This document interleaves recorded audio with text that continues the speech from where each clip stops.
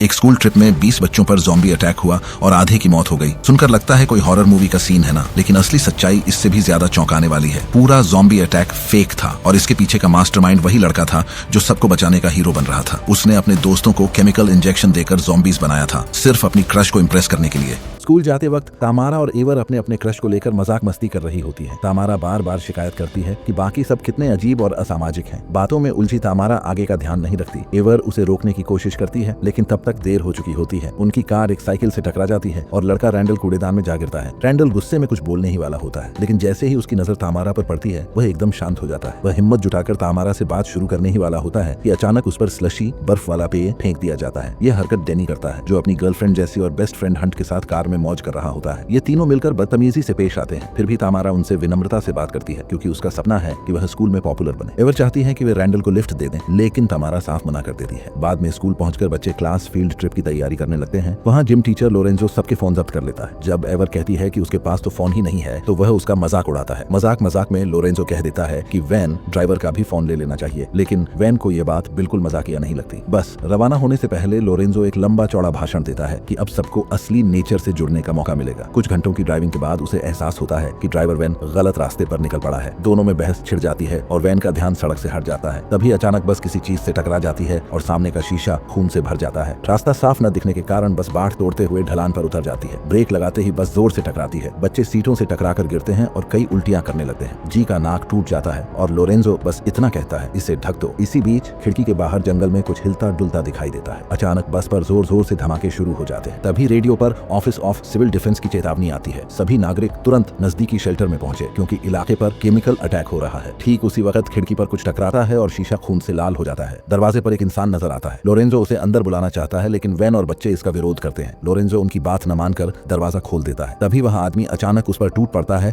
और उसका चेहरा नोच डालता है। असल में वह इंसान नहीं बल्कि ज़ॉम्बी होता है। बच्चे दहशत में आकर इमरजेंसी एग्जिट की तरफ भागते हैं। भगदड़ में कैंडेस गिर जाती है और बाकी बच्चे उसे रौंदते हुए निकल जाते हैं, जिससे उसके मुंह से खून बहने लगता है। ज़ॉम्बी लोरेंजो को पटक देता है और बचे हुए बच्चों को भी मारने की कोशिश करता है। एवर कैंडेस को बचाने की कोशिश करती है, लेकिन ज़ॉम्बी उसे पैरों से पकड़कर दोबारा बस में घसीट लेता है। कुछ बच्चे वहीं मारे जाते हैं और किसी तरह एवर भागकर जंगल की तरफ निकल जाती है। घने कोहरे में वह लगभग रास्ता भटक ही जाती है, लेकिन आखिरकार तामारा से उसकी मुलाकात हो जाती है। दूर से आने वाली दहाड़ सुनकर सब एक साथ आगे बढ़ते हैं और पास की एक इमारत में शरण लेने की कोशिश करते हैं। दौड़ते हुए डैनी फिसल जाता है और खून से भरे गड्ढे में जा गिरता है। उसके ऊपर एक मरे हुए घोड़े की आंतें चिपकी होती हैं। यह नजारा इतना घिनौना होता है कि कोई भी उसकी मदद नहीं करता। डैनी खुद को घसीटकर बाहर निकालता है। बच्चे आगे बढ़कर दूसरी इमारत तक पहुंचते हैं। वहां से लगातार दहाड़ें और दरवाजों पर जोरदार धमकने की आवाजें सुनाई देती हैं। पीछे से भी हलचल होती है, इसलिए उनके पास अंदर जाने के अलावा कोई चारा नहीं होता। ग्रुप में लगातार बहस होती रहती है। डैनी का कहना है कि सब लोग बेवजह डर रहे हैं, क्योंकि ज़ॉम्बी जैसी कोई चीज होती ही नहीं। लेकिन जैसे ही सब अपने परिवारों के बारे में सोचने लगते हैं, दहाड़ें और तेज होकर नजदीक आ जाती हैं। मजबूरन वे एक अपार्टमेंट में जाकर छिप जाते हैं। अंदर जाकर सब हथियार ढूंढने के लिए बढ़ जाते हैं। एक अंधेरे कमरे में उन्हें अजीब स्टफ्ड खिलौने मिलते हैं, जिनके चारों ओर मोमबत्तियां जली होती हैं। लेकिन उसी जगह कुछ काम आने वाले औजार भी मिलते हैं। बच्चे भारी फर्नीचर घसीटकर खिड़कियां और दरवाजे बंद करना शुरू कर देते हैं। खिड़की बंद करते हुए तामारा को लगता है कि खिड़की के बाहर कोई परछाई हिली है। तभी उसे एक लड़की की चीख सुनाई देती है। इससे पहले कि वह कुछ समझ पाए, हंट की बेवकूफी भरी बातें सबका ध्यान भटका देती है। एवर के चेहरे पर डर साफ झलकता है और स्टीवन तुरंत कसम खाता है कि वह उसकी रक्षा करेगा। वह मजाक में कहता है कि उसे टेबल टॉप गेम्स खेलने का तजुर्बा है, इसलिए वह स्थिति संभाल सकता है। सब मिलकर चर्चा करते हैं कि पॉपुलर बच्चे कितने मतलबी होते हैं। रैंडल सीधा बोल देता है कि अगर ऐसा ही चलता रहा तो एवर को तामारा से खो देगा। उधर जैसी तामारा को समझा रही होती है कि उसे एवर के बजाय उनके ग्रुप के साथ घूमना चाहिए। इसी बीच जब बच्चे अपार्टमेंट को सुरक्षित कर लेते हैं, बाहर से किसी की मदद की पुकार आती है। आवाज पहचान कर एवर को यकीन हो जाता है कि वह कैंडेस है। वह उसे बचाने की जिद करती है, लेकिन रैंडल रोक देता है और खिड़की के पास खड़े ज़ॉम्बी की तरफ इशारा करता है। सब डरकर पीछे हट जाते हैं और तब तक इंतजार करते हैं जब तक वह प्राणी आगे नहीं बढ़ जाता। जब एवर दोबारा झांकती है तो नोटिस करती है कि ज़ॉम्बी एक वैन पर चढ़ा हुआ है और दूर से केन को नाचते हुए देख रहा है। वह कहती है कि हमें कैंडेस की मदद करनी चाहिए, मगर बाकी सभी इसे बहुत खतरनाक मानकर इनकार कर देते हैं। तभी एवर खिड़की खोलकर कैंडेस का नाम पुकारती है। लड़की उनकी तरफ भागने लगती है, लेकिन जैसे ही एवर दरवाजा खोलने की कोशिश करती है, कोई उसका साथ नहीं देता। अचानक ज़ॉम्बी कैंडेस को पकड़ लेता है और उसका सिर पटक पटक कर कुचल देता है। इसी दौरान वेन का बदला हुआ रूप दरवाजे पर आ धमकता है। एवर घबराकर पीछे हटती है जब वेन लकड़ी तोड़कर सिर अंदर डाल देता है। फिर अचानक दरवाजा गिर जाता है, क्योंकि ज़ॉम्बियों ने कैंडेस का शव उस पर फेंक दिया था। मौका पाकर वेन अंदर घुस आता है और एक और ज़ॉम्बी दीवार तोड़कर भीतर प्रवेश करता है। डैनी लकड़ी का पटरा उठाकर वैन पर वार करता है और सबको भागने का मौका मिल जाता है। वे लोग भागकर दूसरे कमरे में जाते हैं और दरवाजा बंद करने में कामयाब हो जाते हैं, जबकि वैन लगातार बाहर से धक्का मारता रहता है। जब लाइट चलती है तो दीवारों पर अजीब सी ग्राफिटी और जमीन पर ग्लो स्टिक्स बिखरे दिखते हैं, यानी यहाँ हाल ही में कोई रेव पार्टी हुई थी। अचानक जीप पीछे हटकर चीख पड़ती है क्योंकि पर्दे के पीछे से कुछ उसे छूता है, लेकिन वह बस उनका क्लासमेट रायन होता है। रायन बताता है कि उसने अपनी आंखों से देखा था कैसे मॉन्स्टर्स ने बच्चों पर हमला किया और उन्हें संक्रमित कर दिया, मगर डैनी अब भी मानने को तैयार नहीं कि जॉम्बी जैसी कोई चीज होती है। तभी वही पहला जॉम्बी बैक डोर खोल देता है और पता चलता है कि वह अपने साथ और जॉम्बी लेकर आया है। बच्चे घबराकर मुख्य दरवाजे की ओर भागते हैं, लेकिन वहां भी वैन और उसके साथी खड़े मिलते हैं। सब पर्दे हटाकर कोई और रास्ता ढूंढने लगते हैं। धीरे धीरे जॉम्बी पास आते हैं और तभी दीवार में एक छेद नजर आता है। रैंडल लकड़ी तोड़कर रास्ता खोलता है। इसी बीच हंट पर्दों के पीछे फंस जाता है और जॉम्बियों से लड़ते हुए डैनी को आवाज देता है। हंट को बचाने के लिए डैनी दौड़ता है और पूरी ताकत से लड़ता है, लेकिन आखिरकार भीड़ हंट को घसीट ले जाती है। मजबूरन डैनी पीछे हटकर भागता है। रायन छेद से निकलने की कोशिश करता है, लेकिन उसका शरीर फंस जाता है और वह जख्मी होकर खून बहाने लगता है। एवर पूरी ताकत से उसे धक्का देती है और बाहर निकाल देती है, हालांकि उसका घाव और बढ़ जाता है। एवर भी गिरती है और उसी वक्त एक जॉम्बी उस पर झपटता है। तभी डैनी लौट कर आता है और उस प्राणी को पकड़कर दूर फेंक देता है। रैंडल तुरंत छेद को बंद कर देता है और सब अगले कमरे में पहुंच जाते हैं। वहां दर्जनों डरावनी पुतलियां और जोकर जैसे गुड्डे रखे होते हैं। हंट को खोने का दुख डैनी को तोड़ देता है और वह एवर पर गुस्सा निकालता है कि उसकी वजह से जॉम्बी उन तक पहुंच पाए। फिर वह नोटिस करता है कि ये पुतलियां बिल्कुल उन्हीं जैसी दिखती हैं। उसे लगता है कि ये बच्चे किसी खास वजह से चुने गए हैं। एवर और भी घबरा जाती है जब देखती है कि उसकी पुतली का चेहरा अधूरा है। अचानक पुतलों के बीच से वैन फटकर बाहर आता है। बच्चे शीशे में उसकी परछाई देखकर किसी तरह बचते हैं। लड़के उसे रोकने की कोशिश करते हैं,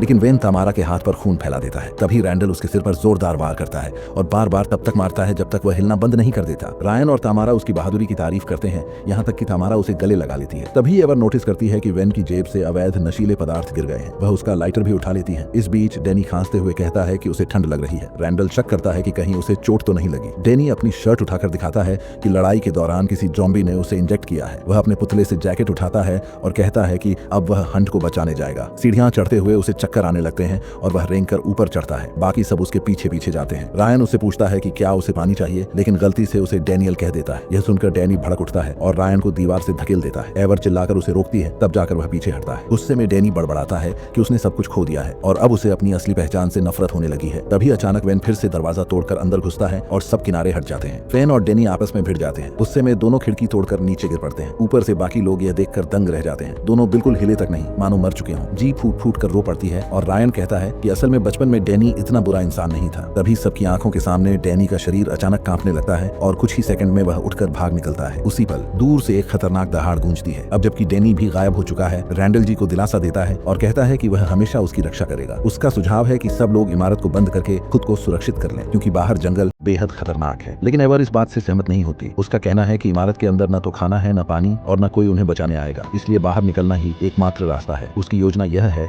कि जॉम्बियों का ध्यान एक ओर खींचा जाए और दूसरी ओर से निकलकर मदद तलाश की जाए। रैंडल तुरंत मना करता है, मगर एवर साफ शब्दों में कह देती है कि उसे किसी की इजाजत की जरूरत नहीं। वह पेंट के डिब्बे और वैन का लाइटर लेकर बाहर खड़ी वैन पर आग लगा देती है। धुएं और लपटों की वजह से जॉम्बी उसी ओर खींच जाते हैं। जैसे ही एवर जाने लगती है, तामारा उसे रोकने की कोशिश करती है, लेकिन एवर का गुस्सा फूट पड़ता है। वह कहती है कि तामारा ने हमेशा पॉपुलर बच्चों का साथ दिया, कभी उसका नहीं। यह कहकर वह आगे बढ़ जाती है और स्टीवन उसके साथ जाने का फैसला करता है। दोनों बैरिकेड हटाकर बाहर निकलते हैं और जल्दी ही बस तक पहुंच जाते हैं। दरवाजा खोलते ही एवर को एक हाथ दिखाई देता है और वह चीख पड़ती है, लेकिन असल में वह लोरेंजो की लाश होती है। उसके बाद उसे टीचर का बैग मिलता है और उसमें टूटे हुए फोन देखकर उसकी उम्मीदें टूट जाती हैं। वह खुद को असफल मानकर रोने लगती है। स्टीवन उसे दिलासा देता है और मानता है कि उसके भी अपने डर और कमजोरियां हैं। इसी दौरान दोनों एक दूसरे के और करीब आते हैं। तभी एवर नोटिस करती है कि बस का रेडियो बीप कर रहा है। उसमें एक इमरजेंसी मैसेज की टेप मिलती है और यही सच सामने आता है कि यह पूरा खेल पहले से रचा गया था। एवर हैरान रह जाती है, लेकिन अचानक स्टीवन उसकी बांह में इंजेक्शन लगा देता है। वह माफी मांगते हुए कहता है कि उसे यह सब कभी पता नहीं चलना चाहिए था। एवर बेहोश होकर गिर पड़ती है। तभी रैंडल आता है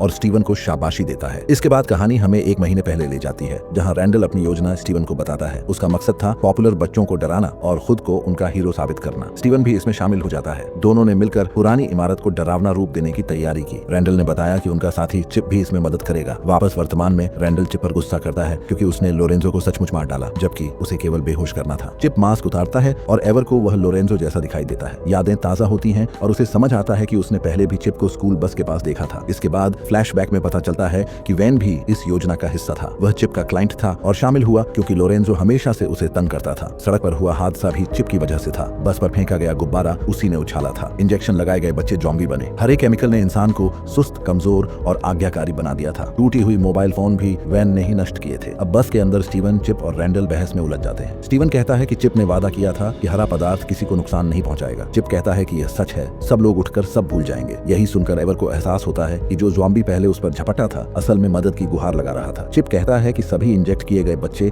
एक पिंजरे में बंद हैं और अब सब खत्म करना जरूरी है। वह अपने स्कूल के दिनों की कड़वी बातें याद करता है और कहता है कि यह सिलसिला यहीं रुकना चाहिए। वह सीरिंज वाला ग्लव पहन लेता है। रैंडल तामारा से मिलने जाता है और झूठ बोलता है कि एवर मर चुकी है। इस बीच इमारत में कैद बच्चों की चीखें गूंजती हैं। रैंडल बाकी दोस्तों को उकसाता है कि ये वही ज़ॉम्बी हैं जिन्होंने उनके साथी मारे हैं और अब बदला लेने का समय है। वह हथियार बांटता है और जैसे ही पिंजरा खोलने जाता है स्टीवन भी दूसरी ओर से उसे खोल देता है। इसी दौरान एवर वहां पहुंच जाती है और पिंजरे को फिर से बंद कर देती है। उसकी नसें काली हो चुकी होती हैं, जिससे जी डरकर कहती है कि वह भी ज़ॉम्बी है। लेकिन एवर पूरी सच्चाई सबके सामने रखती है और डेनी पिंजरे से उसकी बात की गवाही देता है। रायन और जैसी राहत की सांस लेते हैं कि डेनी वापस सामान्य